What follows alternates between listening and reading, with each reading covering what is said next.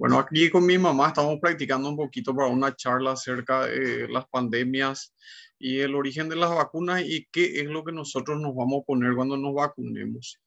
Entonces, tenemos que hacer, para poder hablar de vacunas, tenemos que hablar un poquito de las pandemias, porque la historia de las vacunas están muy ligadas y está muy ligada principalmente a este bicho que es la viruela. La viruela es una enfermedad contagiosa que producía lesiones muy graves en la piel, mataba 30% de las personas que estaban contagiadas, se quedaban estériles, se quedaban con cicatrices profundas y también, vamos a decirle, con muchas lesiones en la piel. Así era la viruela madre, ¿viste? Bueno, entonces era terrible. La historia dice que 3000 años antes de Cristo ya existía esto, por eso se sabe por los egipcios que hacían descripciones de las lesiones y todo eso. Y se encontró también en Egipto una tumba del faraón Ramsés V, 1156 años antes de Cristo, que tenía todas las características de haber sido tomado por la viruela. En América no había llegado porque nosotros estábamos totalmente aislados de los países europeos. Entonces se vivía tranquilo en esta parte del mundo hasta la conquista de América. El mayor reporte fue que había más o menos 14 millones de incas antes de la conquista de América y ellos no tenían defensa alguna para este tipo de enfermedad. Entonces, después de que ellos vinieron y se contagiaron de viruela, prácticamente la población se redujo a 1,5 millones de habitantes, prácticamente un 10% de la población que ellos tenían, y esto dejaron registrado también en su jeroglífico, vamos a decirle, dentro de su historia. Voltaire escribió que la población mundial, 60% se iba a contagiar más o menos de viruela y 20% fallecía. Este es un pensador, filósofo que era europeo, ¿verdad? Y él decía que la expectativa de vida en 1800 iba a ser de 40 años nomás, ¿verdad? Y también dijo que los turcos, había grupos de turcos que no se contagiaban porque le encontraron alguna maña a esto. Entonces, a partir de esto viene nuestra historia del desarrollo de las vacunas y vamos a hablar tampoco un poco del desarrollo de las vacunas para coronavirus.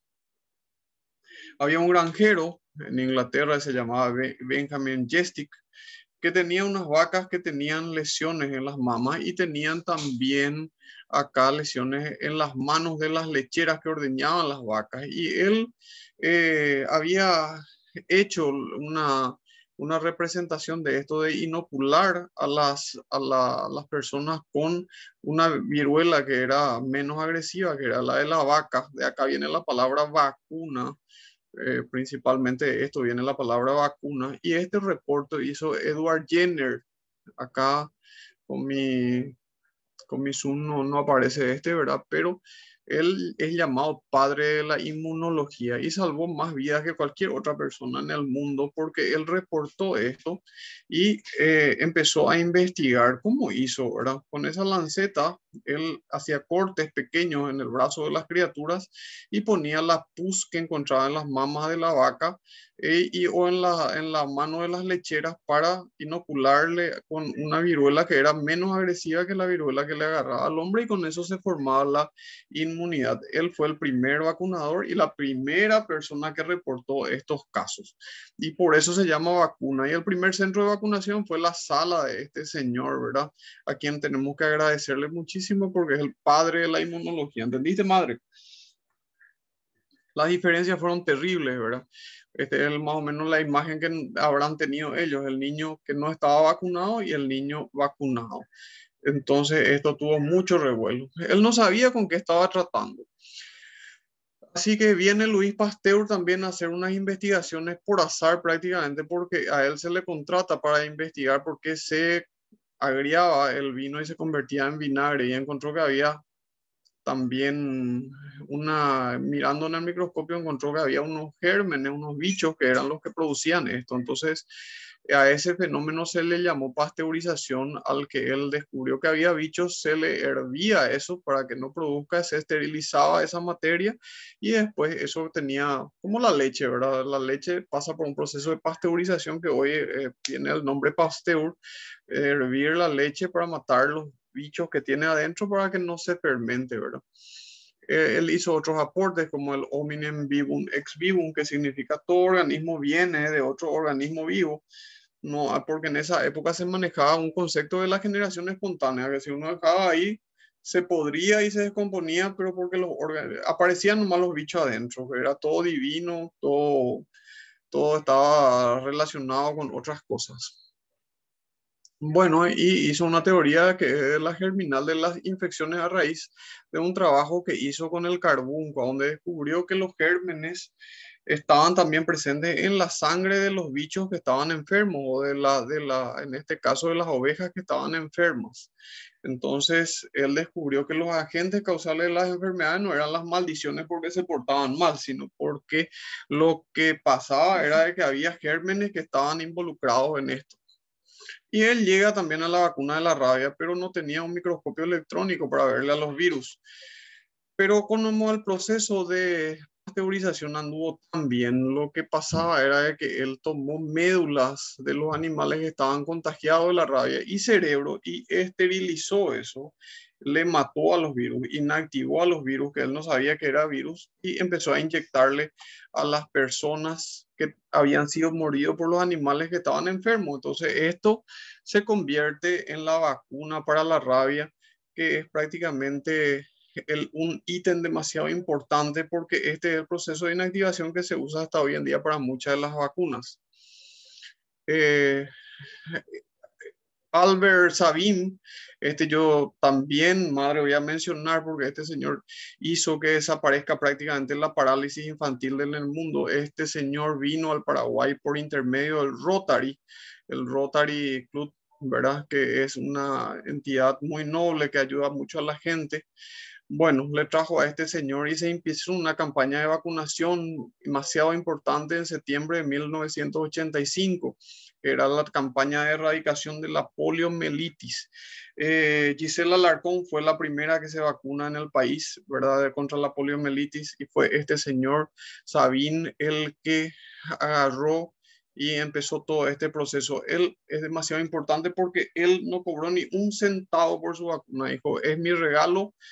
Voy a sacar esto acá para que se pueda ver un poquito. El, bajo el lema de...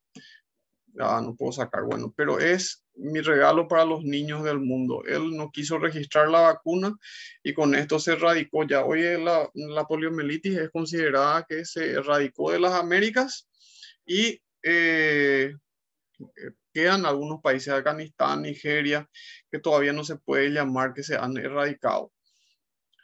Bueno, el 7 de abril de 1948 recién se fundó la Organización Mundial de la Salud. Anteriormente cada país hacía lo que quería con respecto a salud, pero nos pusimos serios en 1948 al formar parte de esta asociación, que tiene con sus luces y sus sombras la finalidad de ayudar a la gente.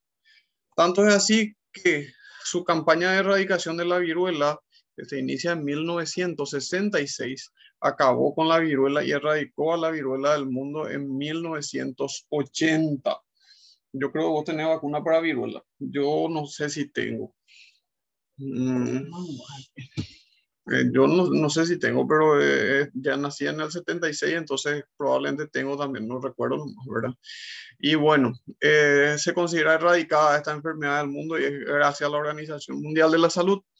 Bueno, tenemos hoy en día un programa extenso de vacunación que es el PAI, Programa Ampliado de Inmunización, donde tenemos un esquema de vacunación completa para los niños, que esta libretita la mayoría de los padres tenemos para vacunarle a nuestros niños. Bueno, y tenemos todo tipo de vacunas, conjugadas, monovalentes, polivalentes, un montón de vacunas. Hoy nuestro desafío es ante el coronavirus. Y la vacunación se hace a partir de encontrar el genoma que codifica estas espinitas que se llaman spike glucoprotein S, ¿verdad? La denominación que son las espinitas que tiene el coronavirus, el virus del coronavirus. Con esto es lo que se trabajó. Esto es solamente para recordar cómo funcionan las vacunas. Las vacunas presentan lo que produce la infección, el bicho, ¿verdad? Y esto producen dos formas de sistemas, ¿verdad? Inmunológicos, a partir de los linfocitos B, que los linfocitos B van a producir plasmocitos que producen las inmunoglobulinas IgG y IgM, que van a ser las que van a destruir en forma directa al virus, y otras que vienen por las células T, que son helper de ayuda, o killer, que destruyen, que van a destruir directamente a las células que están infectadas. O sea, unas son las que le van a destruir al virus, y si el virus se esconde dentro de las células, le van a matar este otro tipo de células, ¿verdad? Bueno, también yo voy a explicar en mi charla, ¿verdad? Que es las fases de lo que sería, le dice está en fase 1, fase 2, fase 3, todo eso, ¿verdad? Entonces, para que tengan entendido más o menos esto, fase 1 es poca población de gente, fase 2 es mucha gente y fase 3 es muchísima gente y de varios países. Así más o menos nosotros tenemos organizado. Y el mecanismo COVAX, que tanto que escuchamos hablar también en las noticias, es el Fondo de Acceso Global a la Vacuna. Es una iniciativa también de la Organización Mundial de la Salud, formar un fondo único donde van a estar todas las vacunas y distribuirlas. En fase 1 a toda la población, a 20% de la población para el 2021. Y las prioridades son los trabajadores de la salud, los ancianos y la gente con comorbilidades, que son los diabéticos, hipertensos, asmáticos, todo eso, ¿verdad? En una fase 2, porque no se va a poder vacunar todo junto a la gente porque hay muchísima demanda, somos millones en el mundo y las fábricas no dan abasto. Son las poblaciones con mayor impacto. Si es que llega a ponerse muy fea la situación acá, entonces hacer llegar más vacunas para que pueda inmunizarse la gente. Sistema de salud vulnerable, yo creo el nuestro es uno de los peores que hay. Entonces, personalmente lo digo, ahora trabajo en salud y conozco. Hicimos bien las cosas en la primera etapa, pero en el segundo tiempo parece que nos va a ir un poco peor, ¿verdad? Tenemos esa pinta. También los refugiados y en la fase 3 para ayuda humanitaria. El mecanismo COVAX. Forman 190 países, de los cuales 92 tenemos bajos ingresos y probablemente vamos a recibir una financiación de las vacunas. Sin embargo, los otros van a comprarlo en forma directa. En principio iba a hablar solamente de estas vacunas, pero las agrupé para poder hablar de todas prácticamente, ¿verdad? Que son un montón, nueve formas de vacuna, pero en realidad serían 3 tipos de vacunas en realidad. Esta es la Sinopharm, y la Sinopharm se desarrolló con la Argentina. Este material es extraído del libro de vacunación de la Argentina, ¿verdad? Esto es calentito, del 28 de febrero, tienes nuevo, ¿verdad? El manual de vacunación y explicación técnica de la vacuna. Y la otra es la Sinovac, que es la CoronaVac, que es la que llegó en este momento a nuestro país, que es la desarrollada también con el Instituto Butantan de Brasil. Tenemos por un lado los que participaron del trabajo con la Argentina, que es la Sinopharm, y la otra es la Sinovac. Esta Sinopharm es una y esta es la CoronaVac, que es la vacuna china que probablemente vamos a tener. Ellos agarraron y desarrollaron esta vacuna a partir de individualizar, más o menos en abril, ellos individualizaron al virus activo, lo inactivaron con beta-propionolactona y le agregaron para poder fijar el virus, hidróxido de aluminio. Entonces hicieron un procedimiento como Pasteur, agarraron, inactivaron el virus y bueno, una vez que se dieron cuenta de que ese virus que sacaron por lavado broncoalveolar, con un tubito del pulmón de la gente que estaba enferma, se cultivó vamos a retroceder un poquito, se cultivó en riñón de mono verde, que es africano, y después se inactivó con la beta-propionolactona y se le fijó con hidróxido de aluminio. Estaba estable esa molécula y tenía al virus que no podía producir la enfermedad inactivado. Entonces ahí empezaron los estudios. Se le inyectaba a la gente para formar todo el proceso inmunitario. Y esto solamente voy a explicar con esto para ver cómo funcionan las fases. En la fase 1 se seleccionaron 192 pacientes. voluntarios, ¿verdad? Ellos tenían que avisar, tenían un programa de celular si se sentían mal y todo eso. Aparentemente estos eran sanos, no tuvieron ningún tipo de contacto con gente que tenga coronavirus y se hicieron inyectar las vacunas. Estos estaban divididos otra vez en de 18 a 59 años la mitad y la otra mitad mayor de 60 años. Y se les hizo 2, 4 y 6, 8 microgramos de la vacuna. Entonces a un grupo se le hizo 2 microgramos, a otro grupo 4 microgramos y a otro 8. ¿Para qué esto? Para ver los efectos colaterales que tenían. ¿Y cuáles eran los efectos colaterales que tenían? Dolor, fiebre, astenia, cefalea. Astenia es decaimiento general, estaban muy decaídos y todo eso. Un grupo tuvo diarrea y urticaria, principalmente relacionados a esto que recibieron 8 microgramos de la vacuna. Entonces se discontinuó. Se decidió hacerla en la fase 2 a 448 pacientes con 8 y con 4. Y esto presentaban efectos colaterales más graves como urticaria, que son, le picaba toda la piel, reacciones alérgicas. Y se optó por hacerla, entonces se descontinuó esto de 8 microgramos y se continuó la fase de 4 microgramos, pero en 2 dosis, con intervalo de 1 a 28 días, para que pueda formar la respuesta inmune. Y en la fase 3, que era más gente, se seleccionaron 45,000 pacientes, 45,000 voluntarios, de los cuales 3,000 formaron parte según el mismo folleto argentino, los argentinos formaron con 3,000 voluntarios que recibieron 4 microgramos de la vacuna con un intervalo de 1 a 8 días. Por eso es que ellos tienen la vacuna, ellos formaron parte de estos estudios y facilitaron, vamos a decirle que colaboraron con el desarrollo de estas vacunas, ¿verdad? Bueno, muchas cosas se pueden decir de las vacunas. Hay estudios bueno, que representan un poquito esto, porque lo que se tenía un poco de miedo es no solamente la introducción del virus que entra a la célula, sino también lo que se tenía mucho miedo era de que estos virus desencadenen precozmente la reacción de citoquinas, que es la que al final es la que mata al paciente. Entonces, bueno, nosotros estamos acelerando un proceso o eso era lo que nosotros teníamos miedo, o sea, lo que se tenía miedo con las vacunas y lo que se estaba investigando como efectos colaterales. Esta es la Sinopharm, ¿verdad? Que este es el folleto explicativo de la Sinopharm, que es una vacuna china de la misma característica de la COVAX, virus inactivados, que son virus muertos, ¿verdad? Y todo eso. También escuchamos mucho esto, ¿verdad? Que la vacuna de Sinovac podría no ser tan efectiva contra la cepa, acá dice brasilera abajo, no sé si esto se va a ver al final, y alerta porque vuelven a infectarse una vez que reciben la CoronaVac, lo cual aparentemente lo que van a hacer ellos es volver a inactivar la cepa que ellos están teniendo nueva de la mutación, ¿verdad? Y volver a inyectarte y vas a necesitar una tercera dosis de la vacuna. Yo creo que esto se va a manejar así.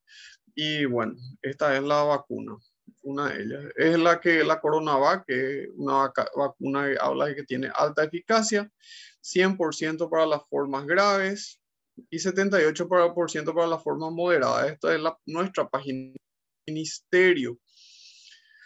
La página del Ministerio de Brasil, que esto lo descargué también de internet nomás, ¿verdad? Habla de que prácticamente moderados y graves 100% de eficacia. O sea, te va a agarrar el coronavirus probablemente, pero va a pasar como una gripe leve y no vas a requerir ni internación ni mucho menos entrar a UTI. Entonces se va a transformar en una gripe más vulgar, vamos a decirle, como una gripeciña, como habíamos escuchado que se habló en algún momento. Y después tenemos una cadena de desarrollo de vacunas adenovirus recombinante. Esto es lo que tanto miedo también se tiene porque es manipulación genética. Para eso tenemos que entender cómo funciona la célula. Entonces el ADN forma una plantilla de ARN mensajero para transmitir la información desde el núcleo hacia afuera del núcleo. Entonces se forma una plantilla de ARN, esto pasa hasta afuera, a través fuera del núcleo, pasa por acá, que este es un ribosoma, y se generan las proteínas. Lo que hacen estas vacunas es hacen clonan este ARN que va a pertenecer al coronavirus, hacen que esté dentro de acá sin entrar al núcleo, sin adherirse a nuestro ADN, y hacen que se produzca la proteína spike, que es la proteína que forma las coronitas en el coronavirus. Entonces, esto es lo que va a presentar, va a ayudar a que se detecten este virus en nuestro organismo. Estudios con ARN y con adenovirus, hay muchos, demostraron ser seguros y no es la primera vez pero es de muy alta tecnología. La otra vacuna que llegó primero a nuestro país es la Sputnik. Esto coincide también con la Argentina, que más o menos recibió el lote un poco antes, ¿verdad? El 10 de febrero es publicado esto en la Argentina, que es el manual del vacunador, donde explica todas las cosas que le voy a contar, que voy a tratar de resumir. Bueno, ¿se acuerdan? ¿Te acuerdas, madre? Este es el coronavirus, ¿verdad? Este es el coronavirus acá. Entonces nosotros necesitamos sintetizar esta proteína. Entonces lo que hicieron los rusos es cortaron el genoma de acá, un pedacito del ARN del genoma que produce esta proteína. Y le pusieron a un adenovirus. Adenovirus viene porque fueron aislados primeramente en las adenoides. Producen resfrío común, ¿verdad? Y agarraron y cortaron el material genético de este adenovirus para que no se pueda reproducir y le cargaron el ARN del coronavirus que va a ir a sintetizar esto. Entonces, estos adenovirus van a poder sintetizar esta proteína que está acá, pero no es que ellos van a sintetizar, sino es un medio, un vector para poder entrar dentro de nuestras células humanas. Este material genético se partió en dos: AD26, que significa adenovirus 26, y AD5, que es el otro, ¿verdad? Y esto viene en dos vacunas diferentes, una que tiene tapa celestita y el otro que tiene tapa roja, y se hace con 28 días de diferencia, uno ahora y el otro 20 al día 28, y con esto se intenta generar los anticuerpos que nos van a defender. Bueno, esta vacuna, ¿se acuerdan que el otro tenía 50-70% de eficacia? Esta tiene 91.6%, que voy a explicar también que son estudios tomados diferentes, en lugares diferentes, con poblaciones diferentes y todo eso, ¿verdad? Que comparativamente tienen que ser en el mismo lugar, pues, para que se pueda comparar. Pero bueno, lo importante no está acá, lo importante está acá, que es una protección para los casos severos también del 100%. La AstraZeneca, que es la de Oxford, que es la ChAdOx 1, que viene chimpancé adenovirus Oxford 1. Esta es sintetizada también de la misma forma que la Sputnik, pero esta toma el material genético del adenovirus, del coronavirus, le mete adentro del adenovirus y hacen dos inyecciones con la misma, vamos a decirle, con las mismas características. ¿Sí? En el otro AD26 son dos veces el AD26 y la carga de inmunicidad lo que varía, ¿verdad? Entonces le hacen dos vacunas también con las mismas características en dos dosis diferentes con intervalo de 28 días. Lo último que escuchamos es de que esta vacuna sí produjo una reacción inmunogénica, aparentemente, ¿verdad? Esto es sacado de los diarios, que decía que sí produjo una respuesta inmune en nuestro cuerpo, que producía trombos, que es lo que caracteriza al coronavirus. El coronavirus en sí tenemos la virosis, como dijimos, y después la tormenta de citoquina, que es el proceso inflamatorio que nosotros producimos en teoría para matar al virus, pero es de manera desmedida, entonces se inflaman todos los vasos sanguíneos y todo eso produce que nosotros de repente nos compliquemos, ¿verdad? Entonces, esta vacuna es un poco discutida de repente y aparecen así cosas, ¿verdad? Pero no es la primera vez. Con la vacuna de la Butantan también se suspendió un tiempo porque había gente que había fallecido y no sabían si era adjudicable o no a la vacuna. Posteriormente se continuaron los estudios. Y en la Johnson Johnson, que es la que última entró en fase 3, que ahora sí ya se va a comercializar, tiene las mismas características que que la AstraZeneca es también a base de adenovirus y todo eso, ¿verdad? Esta vacuna parece que se va a inyectar en una sola dosis con una alta carga viral, pero primero se va a vender todo en los Estados Unidos y cuando después va a venir acá a nuestro país, ¿verdad? Cuando de repente ya ellos tengan toda su capacidad instalada en los Estados Unidos y después nos va a llegar a nosotros. Yo creo que esta es una buena opción, porque encima un pinchazo nomás, no son dos dosis como las otras que vamos a recibir dos.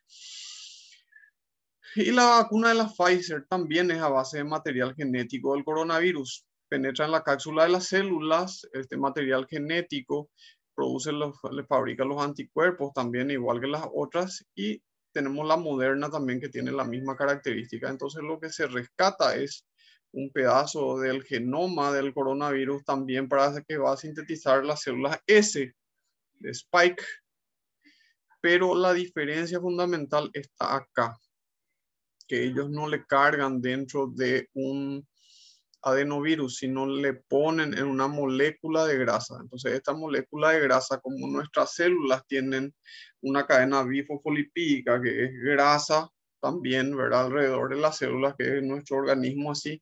Entonces, esto hace que la grasa con la grasa se mezcle y libera el material genético dentro de nuestras células. Entonces, a partir de acá, esto capta nuestro ribosoma y produce las células de espiga, que es la célula Spike, y esto va a generar de la misma forma que la Sputnik, entonces una respuesta de linfocitos B, que estos linfocitos B van a producir las inmunoglobulinas y las células T que van a destruir a las células infectadas. Increíble. Bueno, entonces si nosotros vemos en una manera general estas vacunas que están acá, madre, vamos a tener la línea de la Pfizer, la Moderna, que están acá, espectacular. Estos usan grasa, entonces le ponen dentro de la grasa el material genético y la inyectan. Y de este lado tenemos la AstraZeneca, la Sputnik, la Johnson Johnson, que son las que van a trabajar con adenovirus, le van a cargar al adenovirus que ya fue tratado para que no pueda reproducirse, le van a inyectar a las células. Hasta acá, esta es la diferencia. Esto viene a base de adenovirus y esto viene a base de moléculas de grasa. ¿Cuál es el problema? Estas vacunas de adenovirus nosotros podemos tener acá en nuestro país. ¿Por qué? Porque el modo de conservación es de 2 a 8 grados. O sea, nosotros tenemos la logística para manejar ese tipo de vacunas. Sin embargo, en el Paraguay, hasta ahora todo cambia, ¿verdad? A no ser que nuestro gobierno haga una super inversión, tiene que tener heladeras de menos 70 grados centígrados. Menos 70 grados centígrados es la temperatura que usa esto para que esto se vuelva, por si no se vuelve inestable y se pierde la vacuna. Entonces no nos va a servir. Necesitamos congeladoras, pero de menos 70 grados. Y esto no. Tenemos las vacunas comunes que nosotros tenemos, viene como para esa temperatura. Una vez que la inyectamos, se introduce esto como adenovirus y esto se introduce también dentro de la célula como molécula de grasa e introduce el ARN. Esto también introduce el ARN. El ARN pasa por los ribosomas, se sintetizan las células de espiga y todo el proceso inmunitario que va a ser todo igual. Una vez acá, entonces el linfocitos B produce la inmunidad por IgG, IgM para destruir directamente al virus. Este le mata al virus y los linfocitos T le matan las células que están infectadas por el virus. Bueno, entonces, como conclusión, lo que podemos decir, madre, estamos trabajando con alta tecnología y lo que quise simbolizar acá con Monse también, que mi hija me ayudó para pensar un poco en esto, ¿verdad? Y nosotros llegamos a la conclusión de que para llegar a la luna, Sputnik se llamaba la vacuna, había una puja mundial para tratar de llegar a la luna. Después las carreras armamentistas, ¿verdad? Pero ahora es una carrera científica para salvar el mundo y hacer rodar de vuelta esto, ¿verdad? Entonces la humanidad más que nunca está unida para conseguir una solución a esto, que estamos convencidos que va a llegar a través de las vacunas. Lo que nosotros tenemos entonces como solución y creemos que esto va a ayudarnos entonces en todo es conseguir una vacuna que sea muy efectiva y tenemos que empezar a vacunarnos para poder salir adelante con todos nuestros problemas sanitarios. Nuestros hospitales nunca van a dar abasto y si nosotros no podemos salir a trabajar, nunca vamos a tener nada tampoco en los hospitales. Y la solución en los hospitales es muy difícil porque uno llega, se complica y no tampoco por más que tenga el dinero del mundo, de repente no va, muchas veces no va a poder salir adelante. Nuestra mayor riqueza, nuestro desarrollo en la ciencia. Para erradicar la viruela se tardó casi 5.000 años. Y para erradicar esta pandemia, yo creo que un año para el desarrollo de una vacuna es fantástico y vamos a tratar de seguir adelante. ¿Entendiste algo, madre? Sí. Bueno, vamos a despedirnos. Chao, chao.